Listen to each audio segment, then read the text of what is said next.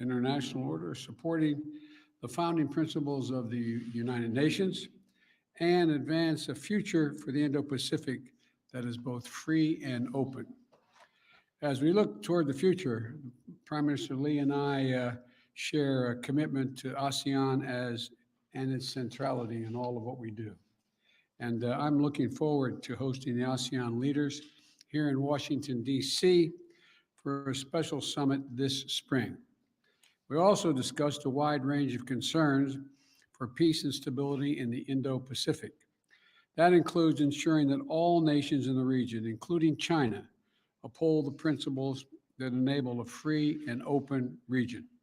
Singapore and the United States are both committed to freedom of navigation, as well as unimpeded flow of maritime commerce in the South China Sea.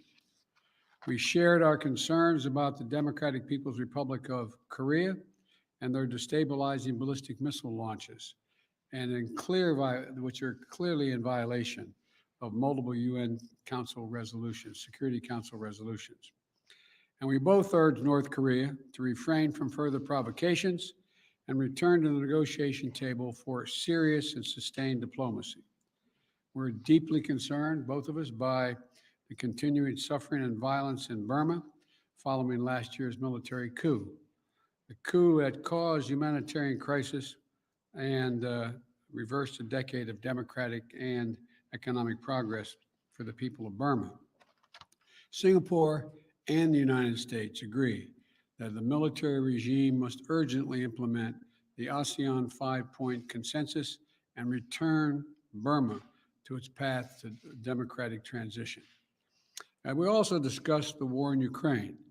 Last week in Europe, the world saw the strong unified response and resolve among the NATO alliance, the G7, and the European Union to answer Putin's brutal and unjustified assault on Ukraine. Today, with the Prime Minister's visit and Singapore's strong leadership on this issue, it's clear that Putin's war is an unacceptable to nations in every region of the world, not just Europe, but in every region of the world.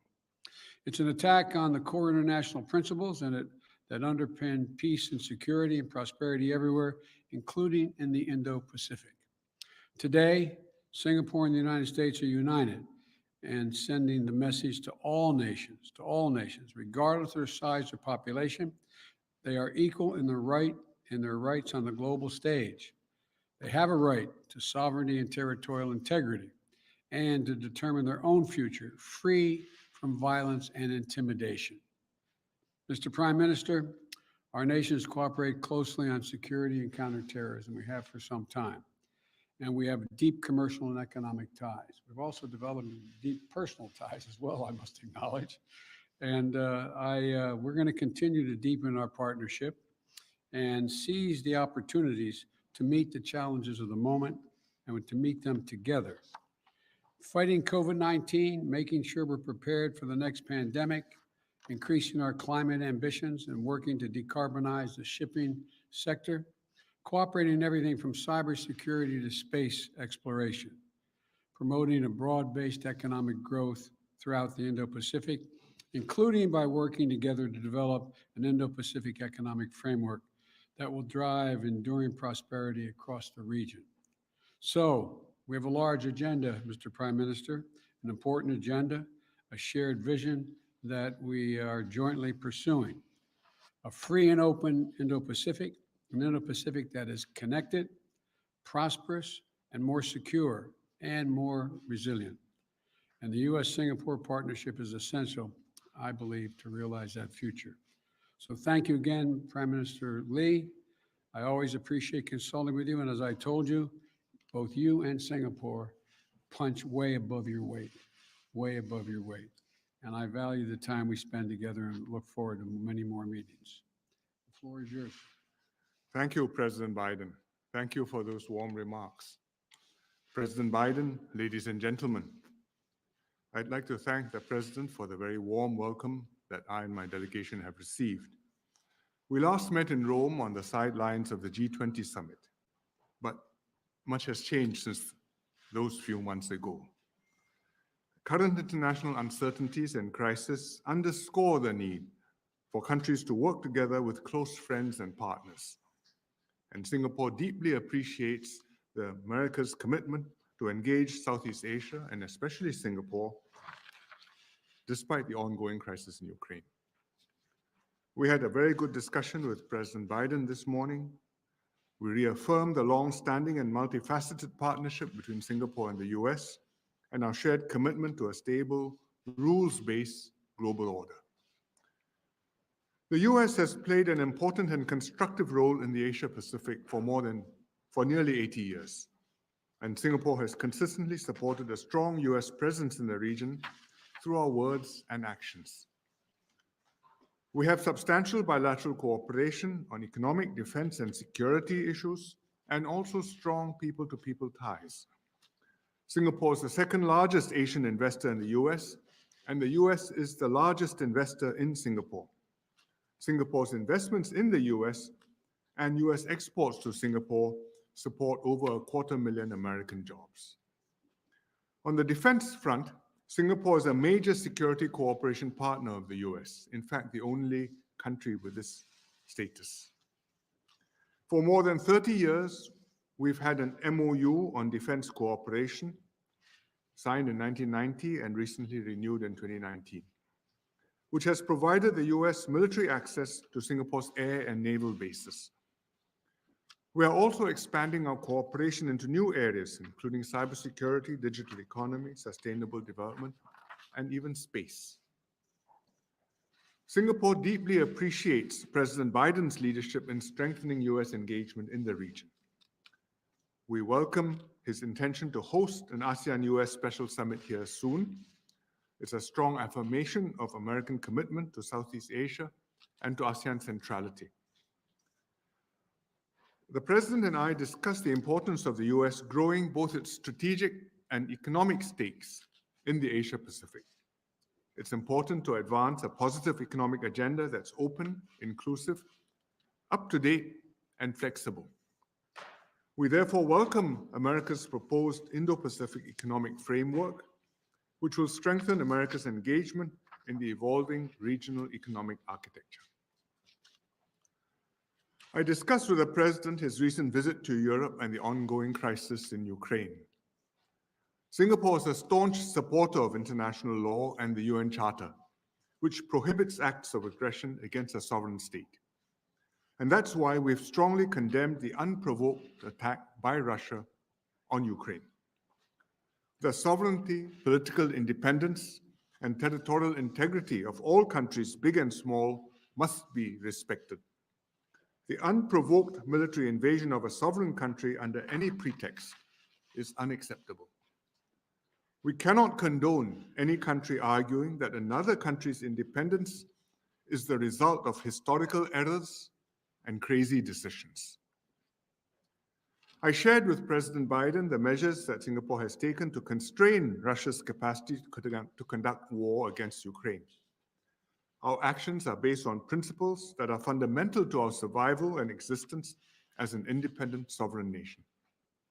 We've upheld these principles and voted in accordance with them at the UN in successive crises over many decades involving different countries. The war in the Ukraine has implications for the Asia-Pacific. There are potential flashpoints and contentious issues in our region too, which, if not managed well, could escalate to open conflict. Countries with interests in the region need to pursue all efforts to settle disagreements through peaceful means so that we can avoid reaching a point of no return. It's important, therefore, to keep open channels of dialogue between countries, including at the highest level. This will help to manage developments in order to avoid conflict and prevent misreading each other's intentions. We also need to create inclusive constructs to bridge differences and encourage cooperation and interdependence in the Asia-Pacific. For example, the APEC leaders meeting and the proposed Indo-Pacific Economic Framework. The US has enduring strategic interests in the Asia-Pacific and many friends in the region who want you to stay actively and consistently engaged. And I'm confident that within this regional context, Singapore's own relationship with the US will continue to grow from strength to strength. Thank you very much. Thank you. Now, we each agreed we'd take one question, and I'll recognize someone first. Darlene Superville, Associated Press. Thank you, Mr. President. What is your view of Russia's announcement today that it will, quote, fundamentally scale back its military operations near Kyiv and another northern city in Ukraine? Do you see this as possibly the war beginning to come to an end, or do you see this as Russia trying to buy time and to recalibrate for a new military effort? We'll see. I don't read anything into it until I see what their actions are. We'll see if they follow through on what they're suggesting. There are negotiations that have begun today, or not begun, continued today, one in Turkey and others. I had a meeting with the heads of state of our 4 allies in NATO, France, Germany, the United States, and Great Britain. And there seems to be a consensus that let's just see what they have to offer. We'll find out what they do. But in the meantime, we're going to continue to keep strong the sanctions. We're going to continue to provide the Ukrainian military with their capacity to defend themselves. And we're going to continue to keep a close eye on what's going on. Thank you. I call on Dawn Tan, Channel News Asia. Good afternoon, Mr. President. Good afternoon. Use the mic.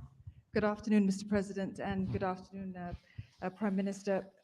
Prime Minister, you've advocated the benefits for the United States to develop a bipartisan consensus on Asia, that Asia depends upon a predictable US policy towards the region. How assured are you, though, that the momentum that you've seen with ASEAN-US engagement has the ability to move the needle on shared objectives in the Asia-Pacific towards the fundamentals that we all need to live by: peace, prosperity, and economic development? And basically, how well is President Biden doing in this regard? I think if you put it at a very broad level, there is consensus in the United States on the direction of their policy in the Asia-Pacific, that they want to engage China, that they are trying to develop a stable, predictable relationship with China, and at the same time engaging other countries in the region, not just on strategic and security issues, but also on economic cooperation and trade and other investment and environmental and sustainability links. So at a very broad level, I think the consensus is there. At the level of specific policies, each administration launches new initiatives. I'm quite convinced, having seen several administrations, that this one is completely focused on achieving something lasting in Asia, and we in Singapore will do our best to help to make sure that their proposals work and will take root and will continue to grow for many years to come. Thank you. Thank you, President Biden. Appreciate it. Thank you. Thank you, gentlemen.